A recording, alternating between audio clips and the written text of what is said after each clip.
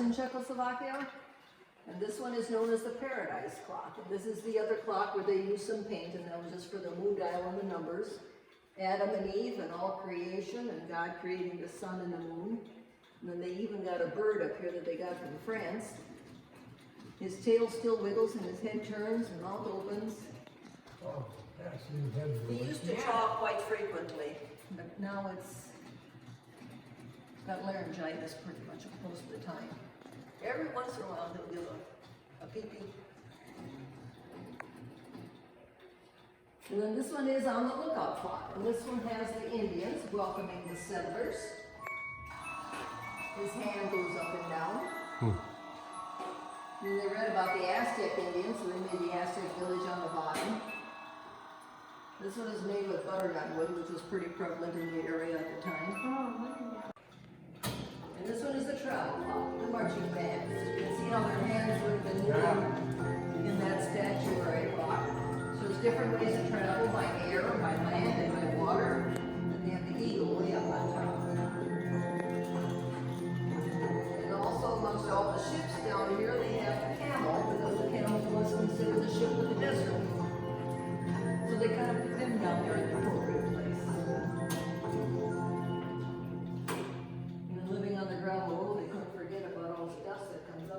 They're holding the keys, and then Judas holding his bag of silver when he comes around. Otherwise, I'd have to look at their names. They're all engraved on the bottom of it. That's what they're portraying. The front cover's got the astronomical clock and the old square in Prague. And on this side panel is St. Wenceslaus Church, the church here in town. And the organ is still being played that Dvorak played when he was here in 1893. Only we're lucky if we hear it maybe once a year, where he played it every day. The bottom plaque is the return of the prodigal son, and all the white are recycled piano keys. So the brothers were into recycling already back in 1915.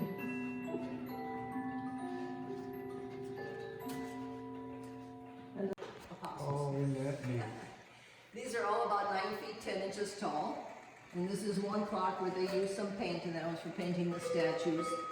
This one is made out of black walnut, hard maple, rosewood, and again the white holly for the altar. Christ on this side and Mary on that side. Father Time way up in the peak, and Father Time also down here. I guess dealing with clocks, they had to deal with Father Time quite a bit. Even little gargoyles on the corners, I think more or less to represent the gargoyles that were on rooftops way back then.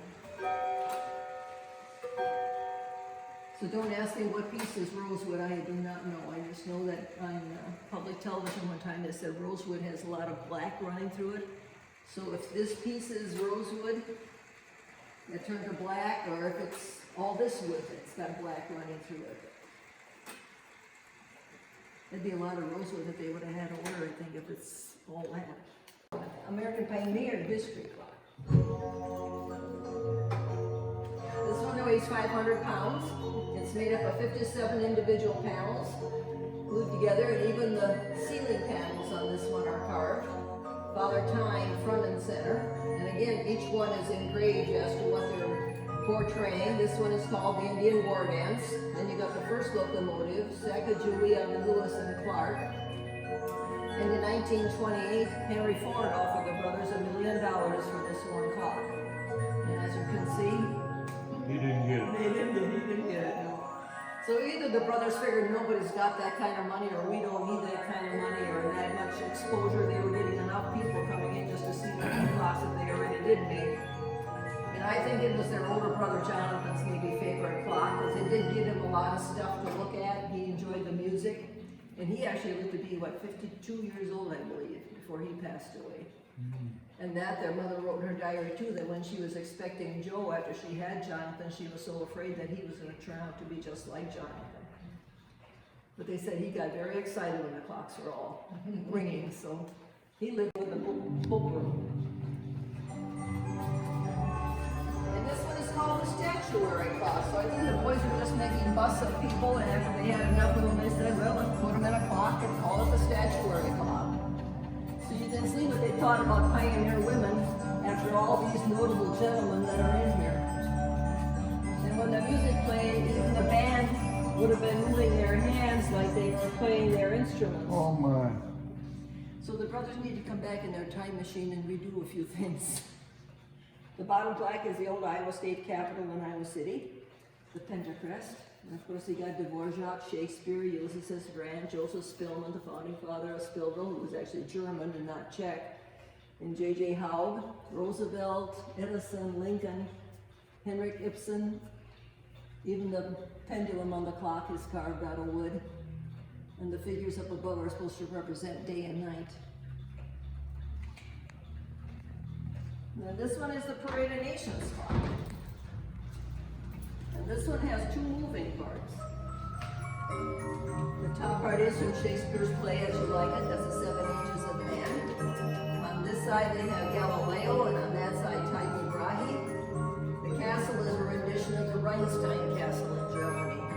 The globe is made out of 3 pieces of maple, and then around it they have 35 nations or religions, or you have the American Indian over on this side, all dressed in their native costume, and if they didn't know what the costume looked like, they were known to even write to the embassy to see if they could get a picture of them.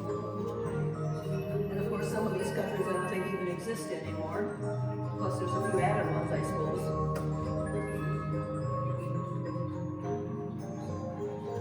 The song is The Tale of the Kangaroo. So after you listen to it, I almost feel like hopping everything.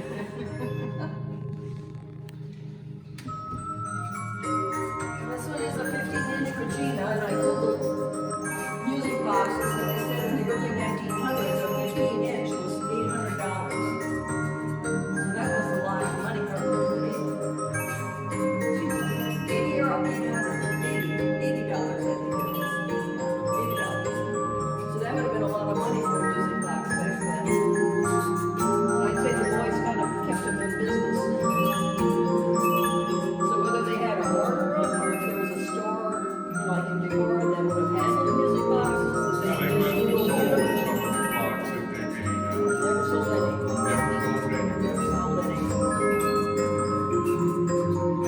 Never sold any.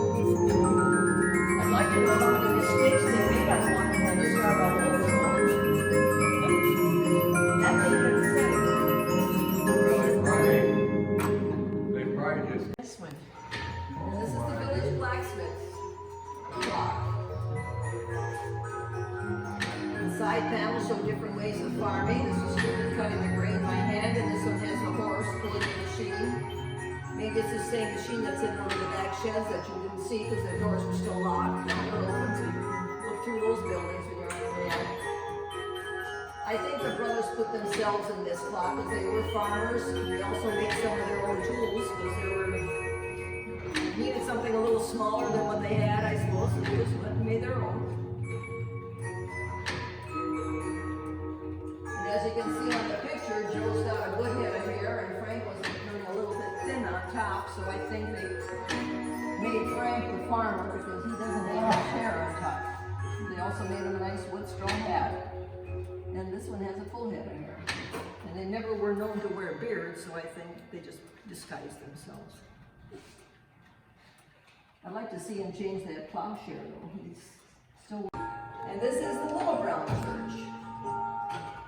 The brothers never traveled no more than 40 miles away from home, and Nashua is maybe 50, 60 miles from here.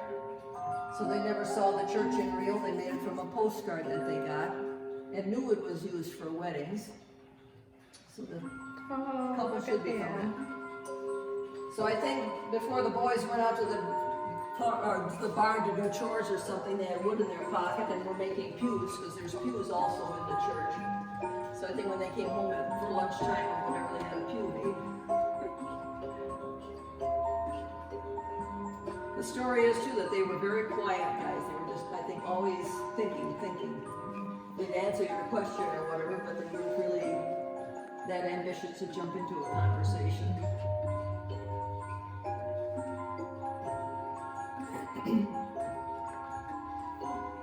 So I'll hold the doors open, and you should, nice sunny day out there, you should be able to see in pretty good.